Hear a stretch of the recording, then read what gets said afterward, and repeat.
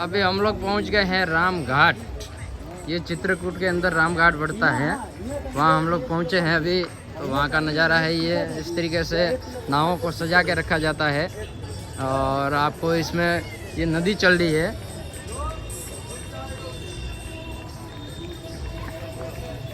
राम घाट में सब लोग, हमारे यात्री लोग भी विराजे, सब लोग जो हमारे साथ में वो सब यहीं पे एक साथ इकट्ठा हुए हैं।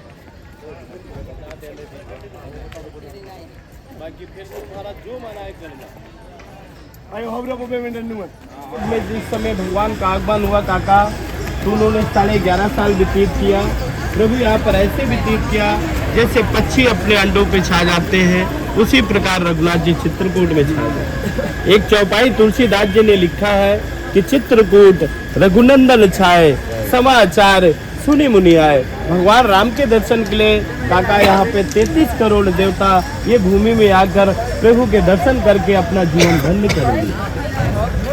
भगवान जब यहाँ पे निवास करते थे, उस समय के मनुष्य प्राणी जो भी रहे होंगे, एक पल के लिए रघुनाथ जी के चरणों से दूरी नहीं रहते थे, हमेशा प्रभु के करीब रहकर उनकी सेवा करते थे। हानि रहो यार। जब भगवान राम यहाँ पर 11.5 साल के बाद जब यहाँ से जाने लगे, तो सारे मनुष्य प्राणियों को पता चला कि भगवान अब हमें छोड़ के जाना। सिंघाड़ा जो ठोका दे, प्रभु हमें छोड़ के जा रहे हैं। सारे मनुष्य प्राणी आकर प्रभु भगवान के सामने आंसू की धार चलाते। भगवान राम ने कहा, भैया आप क्यों इतना दुखी हो, क्यों इतना रो रहे हो? बोले, हे रघुनंदन, आपने 11.5 साल तो व्यतीत कर दिया प्रभु, और आपकी सेवा करके हम धन्य हो गए, पर अगर आप चले जाएंगे यहाँ से तो हम आपके बगैर जी नहीं पाएंगे। भगवान राम ने कहा, भैया मुझे आगे की लीला करना है तो जाना ही होगा। समस्त मनुष्य प्राणी ने उस समय बहुत अच्छी बात कहा कि हे रघुनंदन, अगर आप चले जाएंगे ना तो आपके जाने के बाद कोई चित्रकूट नहीं आएगा। कौन आएगा प्रभु? यहाँ पर कोई नहीं आएगा। तब भगवान राम ने उनका भाव और उनका प्रेम देखा, तो प्रभु ने उस समय कहा कि भैया मैं आपका भाव और आपका प्रेम देखकर वचन देता हूँ, एक रूप मेरा सदैव चित्रकूट में ही निवास करेगा। और आप कहते हैं ना कि मेरे जाने के बाद यहाँ कोई आएगा नहीं, तो जाइए भैया, मैं आपको वचन देता हूँ, चित्रकूट सब लोग नहीं आएगा। क्या? चित्रकूट सब लोग नहीं आएगा। चित्रकूट वो आएगा भैया जिसके ऊपर मेरी अपार कृपा होगी, वो चित्रकूट आएगा। और आकर जब यहाँ घूमेगा तो उनके हजारों जन्म के पापों का हरण होगा। आप लोग अपनी मर्जी से नहीं आए काका, परमात्मा की बहुत बड़ी कृपा हुई जो आप चित्रकूट पधारे हुए हैं, और इनकी कृपा हुई जो आपको लेकर आए हैं। ठीक है ना? अब यहाँ पे पहला दर्शन कराएंगे। नहीं भैया, मुझे 1 रुपया नहीं चाहिए, आपकी बात नहीं कर रहा। दूसरा जगह रहेगा सीता घाट देखेंगे, मंदिर आएगा पहला भगवान की परन कुटी, जहाँ राम ने पत्तों की झोपड़ी बना के निवास किया था। दूसरा मंदिर रहेगा भरत भैया, जहाँ से भरत और राम का भेंट हुआ और उनकी चरण पादुका अपने सिर पर रखे गए। तीसरा दर्शन है यहाँ पे, जहाँ पे तुलसीदास जी को प्रभु राम ने कलयुग में दर्शन दिया। घाट ऊपर बैठ के चंदन घिसा करते थे, भगवान स्नान करके उनका चंदन लगा के चले जाते थे, नहीं पहचान पा रहे थे तो हनुमान जी महाराज ने तोते का रूप धारण किया। आज भी वो पीपल का वृक्ष है, उसी डाली पर बैठकर यहाँ पे ये दोहा बोली थी कि चित्रकूट के घाट पर वही संतन की भीड़, और तुलसीदास चंदन घिसे तिलक देत रघुबीर। तब उनको राम के दर्शन मिले। लास्ट में 51 फुट का बड़ा मारुति नंदन हनुमान। 5वां मंदिर है यहाँ पे देखने के लिए काका, जहाँ पे पीले वस्त्र में जटाजूट में भगवान राम का 5.5 फीट का दर्शन।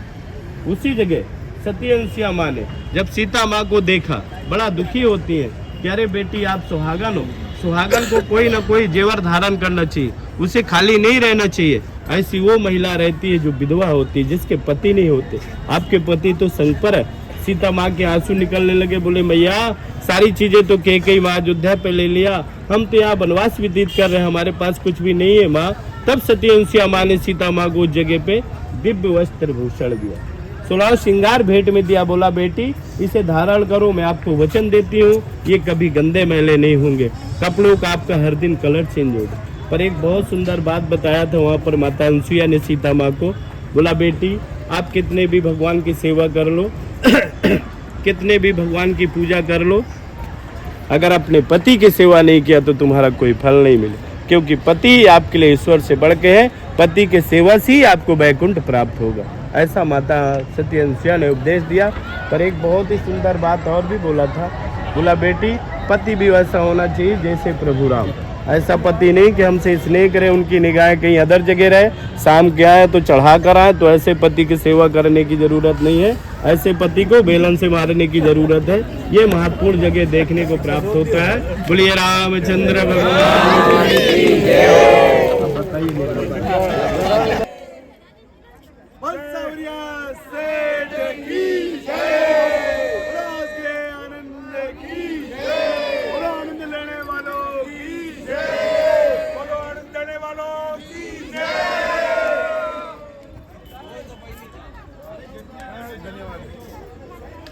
हमें देख दो सब, हमें देख दो।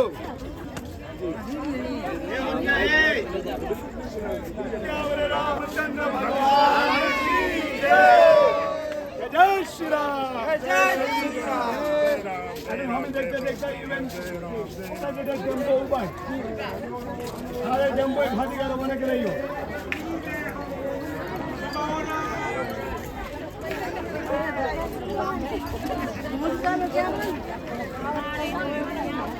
वो आनंद आयो।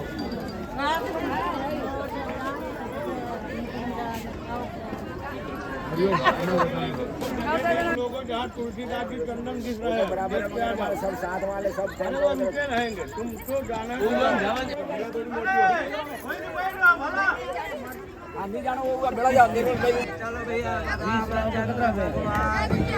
जय हो। हाँ गड़ा आपस है प्यार भूले हैं, नाव में प्यार लेंगे।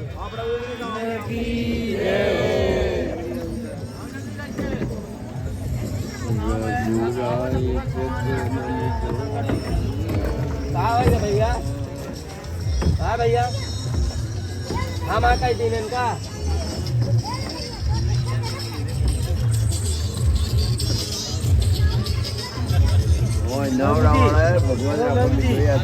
मंदिर देखा है दर्शन करो नेड़ो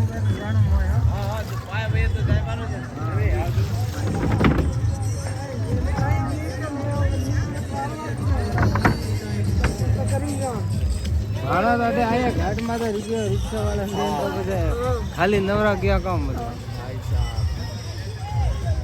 गणपति कायम बैठा हुआ। जल्दी जल्दी 10 चक्कर चलाना पड़ता है, इधर छाला पड़ गया ना सब लोगों को।